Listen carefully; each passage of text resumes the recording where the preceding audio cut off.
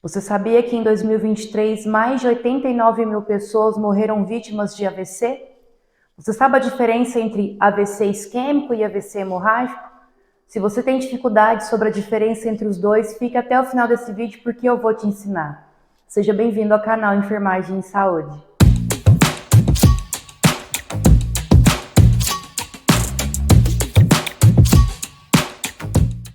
Olá pessoal, tudo bem por aí? Para quem não me conhece, eu sou a professora e enfermeira Aislane Silva. E hoje aqui no canal eu vou te explicar a diferença entre AVC isquêmico e hemorrágico.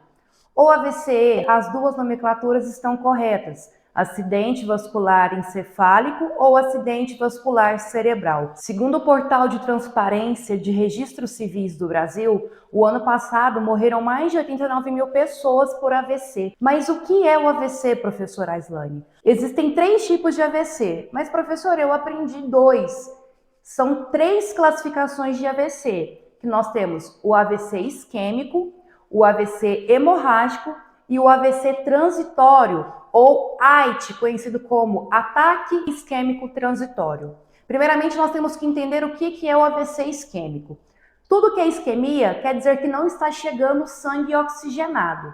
Vale lembrar que as nossas células, elas precisam de oxigênio para gerar energia, que é ATP. Se as células do nosso cérebro não chegam sangue oxigenado, essas células vão morrer. Então, parte do nosso cérebro morre, que é a conhecida AVC isquêmica, que não chega sangue oxigenado. Mas como que não chega esse sangue oxigenado? Através de um trombo, uma aterosclerose, uma agregação plaquetária ou um acúmulo de coágulo, ele vai e tampa o fluxo sanguíneo ali da artéria. E as artérias que irrigam o cérebro estão tampadas, não chega um sangue oxigenado no cérebro. E aí ocorre então o AVC isquêmico. No AVC hemorrágico, vai ser extravasamento de sangue, hemorrágico, hemorragia, sangue. Então, o que pode acontecer? Por exemplo, muito conhecido como aneurisma. A pessoa que tem o aneurisma, o que é o aneurisma? É uma camada ali do vaso no qual esse vaso, essa artéria, ela vai estar a parede enfraquecida. É como se fizesse um calombo, assim, um extravasamento pequeno de sangue numa pequena camada fina que ainda não rompeu. E quando esse aneurisma rompe, libera essa quantidade grande de sangue e aí ocorre o AVC hemorrágico. Ou um outro tipo de rompimento de vaso, pessoas que têm pressão arterial muito alta, aquela pressão da parede da artéria vai fazendo pressão, que chega um dia que as paredes ficam fracas e tende também a romper e extravasar sangue. Então, AVC hemorrágico. E nós temos o AVC transitório, ou o ataque isquêmico transitório. O que vai acontecer? Vai acontecer sinais, sintomas rápidos e passageiros que não vão gerar sequelas no paciente. Como, por exemplo, uma dor de cabeça intensa, ou uma dormência no braço, ou dificuldade de fala, afasia. Você sabe o que é afasia? Se você tem dificuldade sobre terminologias técnicas de enfermagem e saúde, eu fiz um e-book, vou deixar o link aqui na descrição abaixo para você adquirir esse e-book sobre termos de enfermagem. Então, nesse AVC transitório, os sinais e sintomas vão apresentar no máximo 2 horas e não vai ter sequelas. Obviamente, esse paciente tem que ir lá no médico para falar que ele teve esse ataque transitório, pois ele é um paciente que tem que ser acompanhado, pois ele está dando ali pequenos ataques possíveis a um possível AVC. Esse AIT, eles falam que são sinais e sintomas antes de um possível AVC hemorrágico ou isquêmico. Vale lembrar que o AVC isquêmico, ele dá muito mais do que o AVC hemorrágico.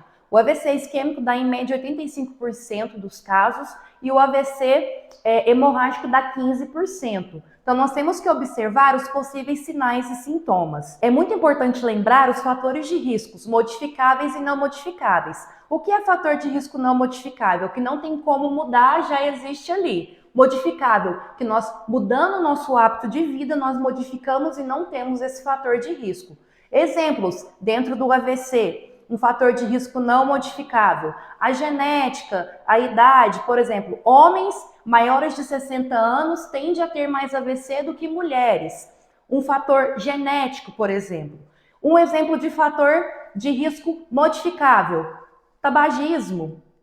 dislipidemia, diabetes. Então, em relação aos fatores modificáveis e não modificáveis, nós precisamos entender para que nós possamos estar frente do cuidado do nosso paciente que tem AVC. Tá, professora, mas como eu vou identificar um paciente com AVC de imediato? Antes de ensinar a identificação dos sinais e sintomas, se você estiver gostando desse vídeo, curta ele, deixe um comentário e ative o sininho de notificação para receber vídeos como esse toda semana. Nós temos um mnemônico chamado SAMU. Isso mesmo, SAMU. Lembra da emergência SAMU?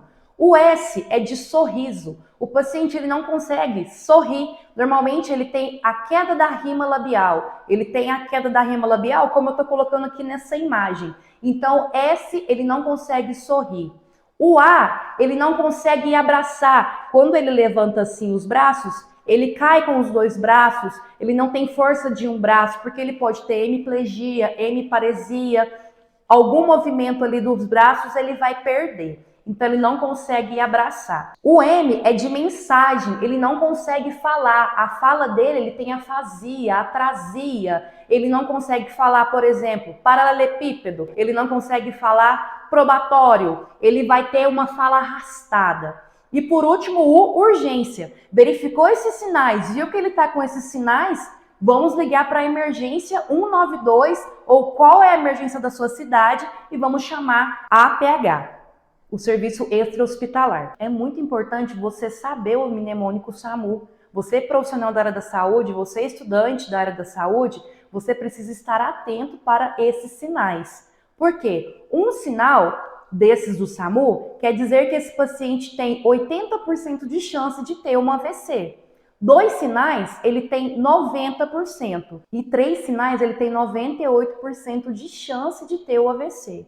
Então é muito importante nós entendermos os sinais, os sintomas, as diferenças e o que o nosso paciente está apresentando dentro do hospital ou fora do hospital. Pode ser que dentro do hospital você que vai identificar um AVC no paciente e você que vai fazer os primeiros socorros e chamar a equipe multidisciplinar. E o diagnóstico do AVC, como que se dá? Através de aspectos clínicos, observando os sinais e sintomas, tomografia de crânio e ressonância magnética. E o tratamento, nós vamos ter 2 tratamentos relacionados tanto ao AVC isquêmico como ao AVC hemorrágico. Nós vamos ter o tratamento endovascular. O que é o tratamento endovascular? É uma pequena cirurgia não tão invasiva que coloca um catéter pela veia femoral do paciente que chega até lá no coração. E aí eles fazem uma pequena cirurgia, como por exemplo no AVC isquêmico, que tem um trombo ali, eles retiram esse trombo de forma mecânica com esse catéter ou de forma de sucção. Outro tipo de tratamento, eles injetam trombolíticos, que vai tirar ali aquele trombo, facilitando a passagem sanguínea e irrigação oxigenada ali no cérebro. Podem acontecer também retirada do líquido drenagem na pequena cirurgia. E um outro tratamento que vai ser longo ali é a reabilitação desse paciente da fisioterapia, pois dependendo do grau de dano cerebral, ele vai ter pequenas sequelas. E aí a fisioterapia vem aí para nos ajudar. Espero ter te ajudado em relação às suas dúvidas do acidente vascular encefálico ou acidente vascular cerebral. E se você tiver gostado desse vídeo, curta ele, compartilha para os seus amigos, deixe um comentário e ative o sininho de notificação para receber vídeos como esse toda semana. E até o próximo vídeo.